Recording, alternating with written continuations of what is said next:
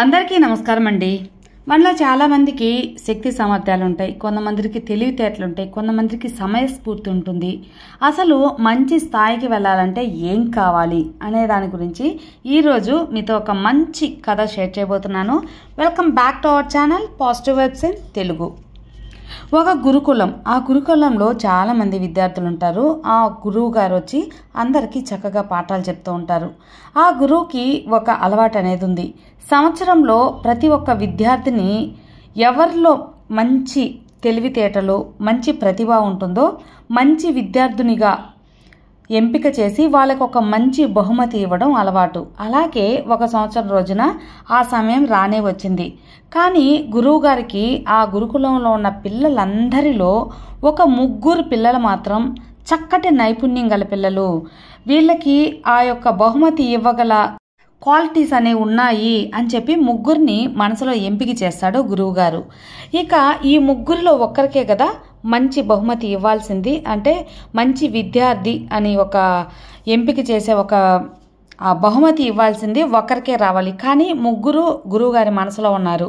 కానీ ఏం చేయాలి, వీళ్ళల్లో ఎలా వాళ్ళని ఎంపిక చేసి మంచి విద్యార్థిని బయటకు తీయాలని బాగా ఆలోచిస్తాడు. ఇక తెల్లవారి ఆ ముగ్గురు విద్యార్థుల్ని పిలిచి నాతోటే రండి అని చెప్పి తీసుకెళ్తాడనమాట. తీసుకెళ్ళినప్పుడు ఎక్కడ గురువుగారు అంటే, నా ఒక పక్షి ఎగిరిపోయింది, ఆ పక్షి అంటే నాకు చాలా ఇష్టం, ఆ పక్షిని, ఆ చిలుక పక్షిని నాకు కావాలి, మీలలో ఎవరైనా తీసుకురాగలరా అని చెప్పి అంటారు. ఆ ముగ్గురు విద్యార్థులు కూడా గురువుగారు అంటే గౌరవంతో తప్పకుండా తీసుకొస్తాం గురుగారు, తప్పకుండా తీసుకొస్తామని ముగ్గురు కూడా చెప్తారనమాట. సరే, ఆ యొక్క ప్లేస్కి అనేది తీసుకెళ్తాను, మీకు పర్టికులర్గా తెలుస్తుంది ఆ యొక్క చిలుక, ఆ పక్షి ఎలా ఎగిరింది అనేది మీకు చెబుతాను, కాబట్టి మీరు ఎలా పట్టుకోవాలి అనేది మీకు ఒక అవగాహన వస్తుంది అని చెప్పి గురువుగారు చెప్తారనమాట. అలాగే గురువుగారు అని చెప్పి గురువుతోటి ముగ్గురు విద్యార్థులు కూడా వెళ్తారు. కొంచెం అడవి ప్రాంతంగా ఉంటుంది. ఆ అడవి ప్రాంతంలో ఒక జలపాతం అనేది వచ్చేస్తుంది అనమాట. ఆ జలపాతం ముందు నిలబడి, ఇదిగో ఇక్కడి నుంచే ఎగిరిపోయింది ఆ పక్షి అని చెప్పి గురువుగారు చెప్తాడు. అప్పుడు వాళ్ళకి అర్థం కాదు, జోరున జలపాతం వస్తుంది, ఇక్కడి నుంచే ఎగిరిపోయింది, కానీ అవతలకి వెళ్తేనే కదా ఆ పక్షి ఎటు వెళ్ళింది అని తెలుసుకోవటానికి. సో ఇప్పుడు ఆ జలపాతం దాటి వెళ్ళాలన్నమాట. ముగ్గురు కూడా వెళ్తాం అని చెప్పి ముగ్గురు, మేము వెళ్తాం గురువుగారు అని చెప్పి ముగ్గురు కూడా ఒప్పుకుంటారు. కానీ ఆ జలపాతం అవతలకి వెళ్ళాలంటే కొంచెం కష్టమైన విషయమే. ఒకే ఒక వంతెన, ఒక కాలు పెట్టి వెళ్ళేంతగా వంతెన మాత్రమే ఉంది. అది కూడా చాలా తేలికగా ఉందన్నమాట. ఎప్పుడైనా సరే అది తెగిపోయి ప్రమాదంలో చిక్కుకునే ఒక వంతెనలాగా ఉంది. చాలా కష్టమే ఆ జలపాతం దాటాలంటే. అయినా కూడా ముగ్గురు మేము వెళ్తాము అని చెప్పి గురువుగారికి మాటిస్తారు.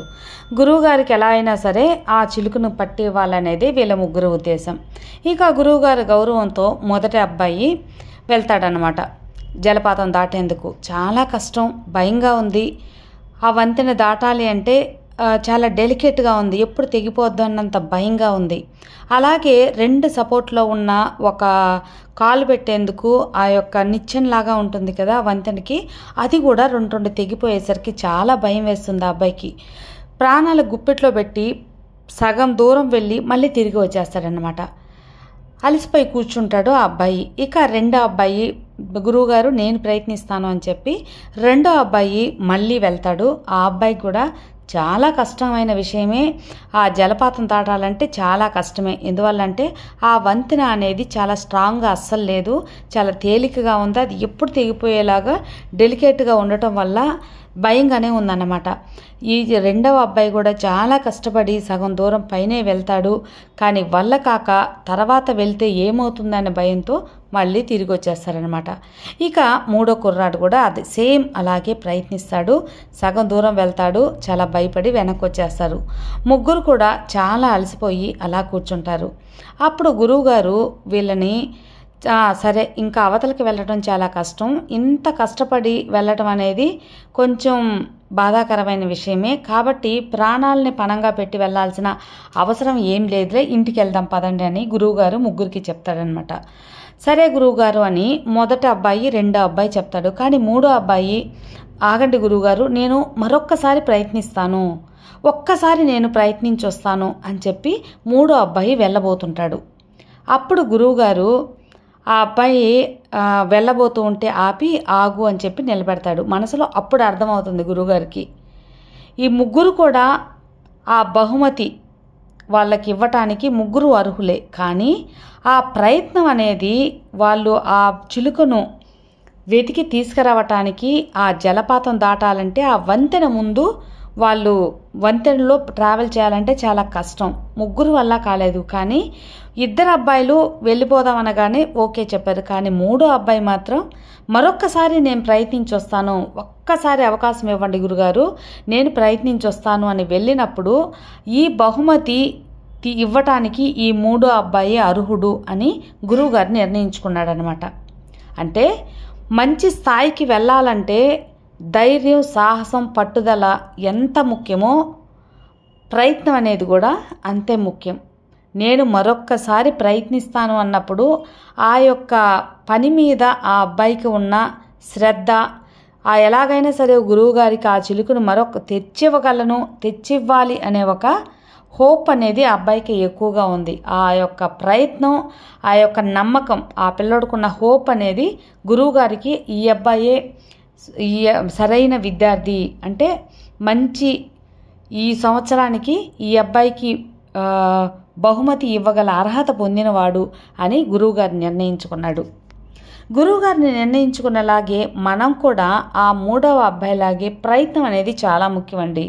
చాలామంది పిల్లలు కూడా ఎగ్జాంపుల్ రాబోయేది నీట్ ఎగ్జామ్ కదా, నీట్ ఎగ్జామ్లో ఒకసారి ప్రయత్నిస్తారు, 2 సార్లు విసుగెత్తిపోతుంది, మూడవసారి ప్రయత్నించి ఎంతోమంది డాక్టర్ అయిన వాళ్ళు కూడా ఉన్నారన్నమాట. అదేవిధంగా ఒక క్వశ్చన్ రాలేదు, అది అక్కడ వదిలేసి మనం రాలేదు అన్నప్పుడు ఆ క్వశ్చన్ స్కిప్ చేసి వెళ్ళినప్పుడు అదే క్వశ్చన్ మనకి ఎగ్జామ్లో వస్తే పిల్లలకి అది అప్పుడు అయ్యో ఇది మరొకసారి చదివి నేర్చుకో ఉండాల్సిందని అప్పుడు అనిపిస్తుంది కదా. అలాగే మనం ఏదైనా సాధించాలి అన్నప్పుడు ప్రయత్నం అనేది ముఖ్యం అని ఈ కథ మూలంగా మీకు తెలియపరుస్తున్నాను.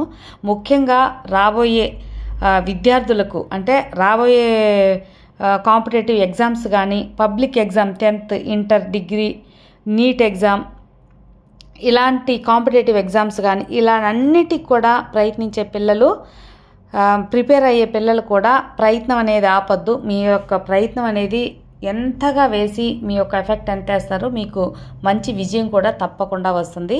అందరి విద్యార్థులకు ఆల్ ది బెస్ట్ అండి.